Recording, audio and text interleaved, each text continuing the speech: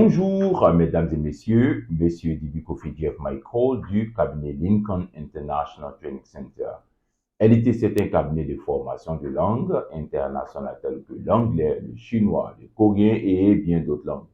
Nous sommes un cabinet agréé pour les traductions certifiées de documents reconnus par les ambassades, les institutions nationales et internationales. Nous envoyons également des étudiants à l'étranger et les travailleurs au Canada spécialement. Et nous sommes un cabinet international d'intermédiation de diplomation internationale. Voilà, à ce titre-là, je souhaite vous donner cette bonne nouvelle. Savez-vous ce qu'on appelle la valorisation des acquis de l'expérience? Pour certains, c'est un nouveau mot ou c'est un nouveau groupe de mots. Et pour d'autres, ils en ont entendu parler, mais ils ne savent peut-être pas trop comment c'est, qu'est-ce que c'est. Voilà, aujourd'hui, je vais vous donner une très bonne nouvelle pour tous les travailleurs qui peuplent la Côte d'Ivoire et l'Afrique. C'est pourquoi je tiens à ce que vous puissiez écouter cette vidéo jusqu'à la fin. Je vais vous donner une très bonne nouvelle pour vous. On va commencer par un exemple. Quelquefois, en entreprise, lorsqu'une personne a commencé tôt à travailler, par exemple, avec le bac ou le BTS, par exemple, au début, la personne est enthousiaste parce qu'elle est en train de travailler. Et au bout de 2 ou 3 ou 4 ans, on se rend compte que la personne a envie de briguer certains postes de responsabilité. La personne a envie d'aller à un niveau de responsabilité dans l'entreprise. Mais quelquefois, on lui demande, est-ce que tu as la licence ou est-ce que tu as le master ou le doctorat, etc., selon le niveau de responsabilité que ce travailleur demande. Mais généralement, puisque tu es entré en entreprise avec un diplôme mineur et que tu n'as pas évolué, parce que pour évoluer, il faut un diplôme, donc tu sens le besoin de retourner à l'université pour aller obtenir ce diplôme. Ça, c'est naturel. C'est une pensée tout à fait naturelle. Mais il y a un hic. Tu as commencé à travailler. Tu sors à 6 heures et tu rentres à 22 heures. À quel moment tu pourras faire ce diplôme que tu convoites, ce diplôme tant désiré pour pouvoir avoir ce poste de responsabilité que tu guettes? Ça devient difficile. C'est alors que la désillusion commence à naître dans le cœur des travailleurs. Parce qu'il ne peut pas laisser leur travail pour aller à l'école. Il ne veut pas aussi rester à ce stade à ce grade-là jusqu'à la fin, jusqu'à leur retraite. Donc, ils ont vraiment envie d'avoir un diplôme supérieur à celui avec lequel ils sont entrés en entreprise. Ils ont vraiment envie. Je suis sûr qu'en parlant comme ça, toi qui m'écoutes, tu te sens dedans. Parce que tu as envie d'avoir un diplôme supérieur, parce que tu as guetté certains postes de responsabilité. Il y a des entreprises même qui veulent te prendre. Tu as la compétence, tu as les années d'expérience, mais tu n'as pas le diplôme qu'il faut. Alors que les entreprises vous demandent peut-être un diplôme qui est supérieur à celui avec lequel vous êtes entré en entreprise, alors que vous avez tout, sauf ce diplôme. Parce que ce n'est pas parce que vous avez la compétence qu'on va dire que vous êtes détenteur de licence. Si vous êtes rentré dans cette entreprise avec un bac, avec un BTS, vous êtes détenteur de BTS, même si vous avez la compétence, même si vous avez le savoir-faire, même si vous avez les années d'expérience pratique, vous n'avez pas de diplôme, vous avez le BTS ou le bac, le diplôme avec lequel vous êtes entré dans cette entreprise. À ce titre-là, vous ne pouvez pas avoir plus que ce que votre diplôme mérite en entreprise.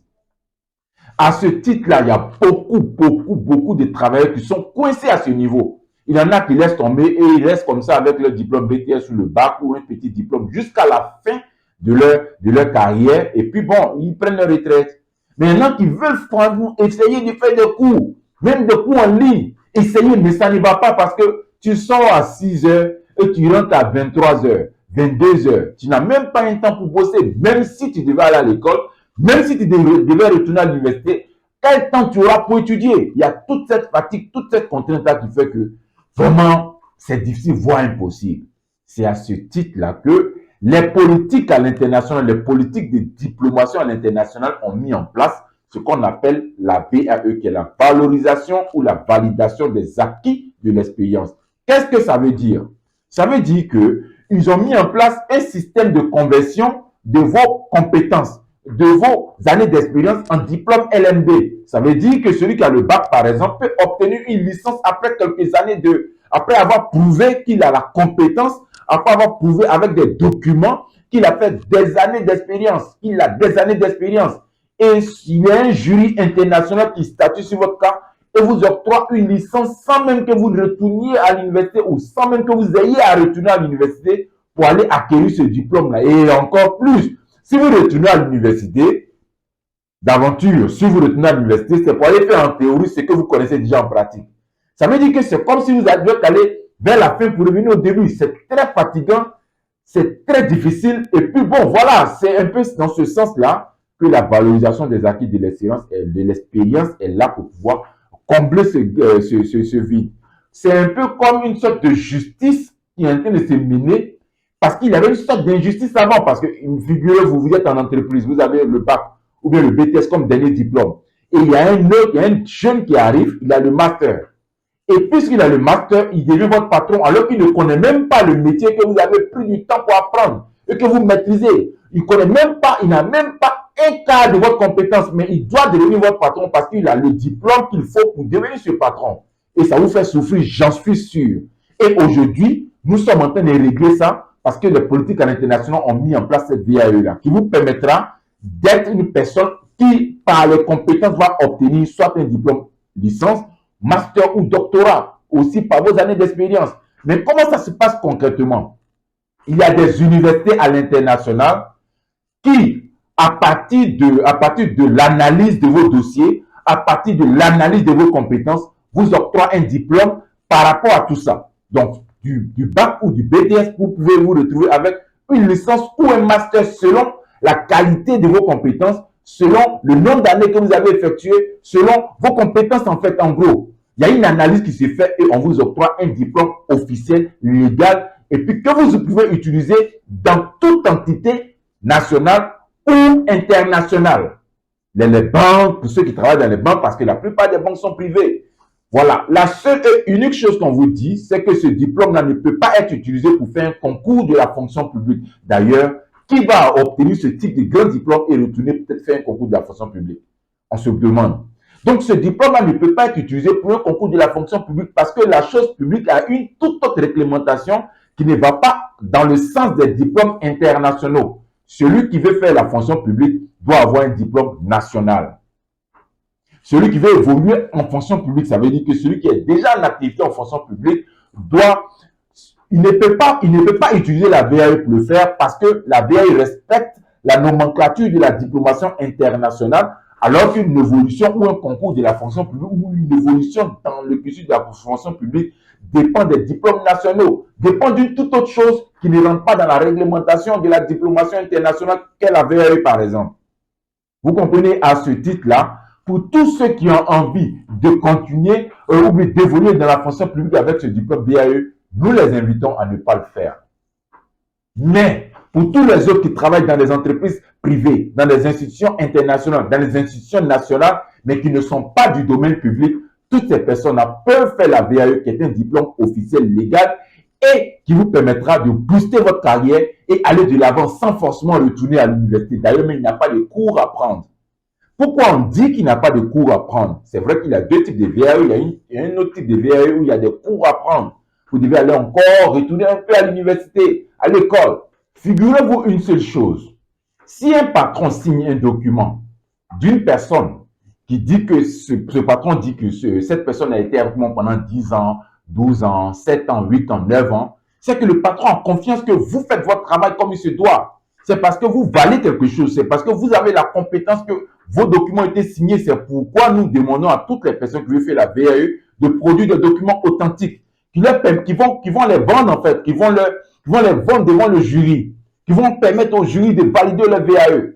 À ce titre-là, vous n'avez pas encore besoin d'aller encore au cours, vous n'avez pas besoin d'aller tourner au cours, réfléchir parce que ce que vous allez apprendre dans les documents, vous les faites déjà en pratique. Et c'est cette pratique-là que nous valorisons. C'est pourquoi il est dit valorisation des acquis. Si on doit encore aller faire des cours, on doit encore aller faire ceci, cela, ce n'est plus des acquis, ce ne sont plus des acquis, excusez-moi, ce sont des choses que vous allez acquérir alors que nous parlons ici de valorisation des acquis. C'est cette philosophie-là qui fait que ce qui va vous représenter, ce n'est pas vous devant un jury, mais c'est la documentation que vous allez fournir parce que vous allez fournir une documentation authentique. Voilà un peu ce que c'est que la VAE. Et à notre niveau, vous allez pouvoir valoriser vos acquis, vous allez pouvoir obtenir des diplômes à partir de vos compétences. Pour pouvoir faire cette procédure, la toute première des choses, c'est de pouvoir répondre aux questions qui vous ont été posées. Ensuite, on va vous donner un lien et vous allez aller remplir notre formulaire sur notre site. Lorsque vous remplissez le formulaire sur le site, En ce moment, nous allons recevoir ce formulaire. Vous allez présenter votre profil sur le site. Parce qu'il y a des questions spécifiques qui ont été posées pour on puisse vérifier, analyser votre profil. Parce qu'on a besoin de certaines réponses.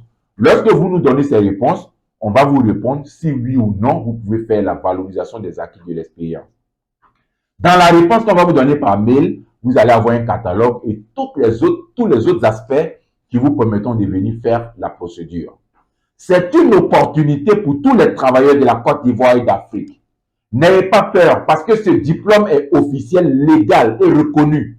C'est parce que vous ne connaissez pas peut-être la procédure que vous avez l'impression que c'est un peu étrange. Ce n'est pas étrange parce que ça se fait depuis belle lurette en Occident.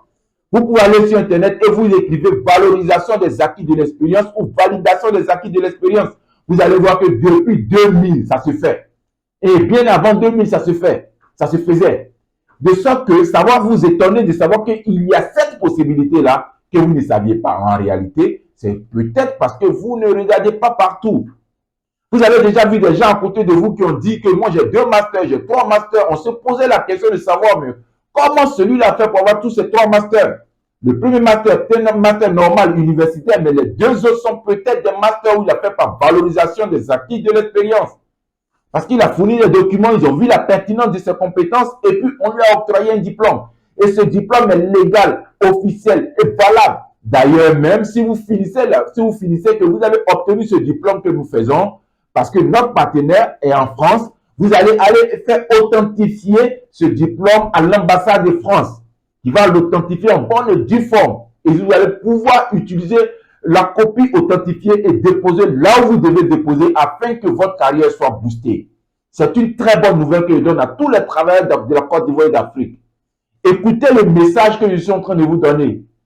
Ce message-là va vous permettre d'avoir des diplômes sans forcément retourner à l'université, sans forcément passer par ce casse-tête universitaire parce qu'en ce moment, vous êtes déjà en activité, vous avez déjà la pratique, vous n'avez plus l'énergie pour retourner sur les bancs pour aller bosser les leçons alors que vous avez déjà le trésor qu'il faut pour pouvoir avoir des diplômes supérieurs au-delà des diplômes que vous avez.